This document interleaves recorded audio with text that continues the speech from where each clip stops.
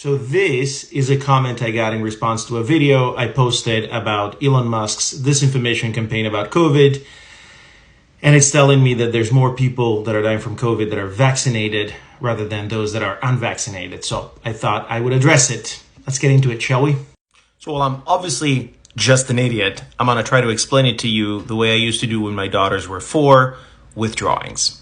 Let's start by saying that, as everybody knows, even vaccinated people die from COVID sometimes, but they die at a much lower rate than people that are unvaccinated, and it's usually older people.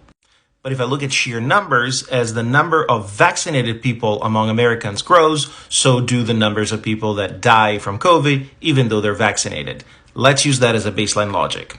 So let's say I have a population of 100, some of them are vaccinated, some of them are not vaccinated, and my mortality rate among vaccinated people is 6%, and the mortality rate among non-vaccinated people is 30%.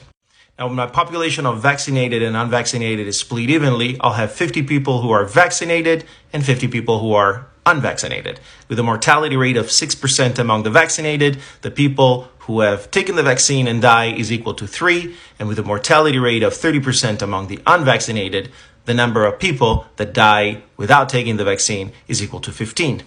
That's math.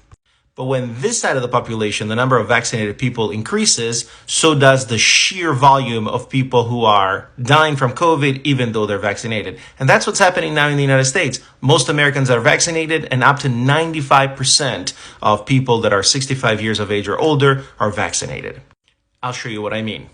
When the side of the population that is vaccinated reaches 90%, unvaccinated people are obviously 10% of the population. What happens to the sheer number of people that die? Among the ones that are vaccinated, 6% of 90 is 5.4. Let's call it 6 people.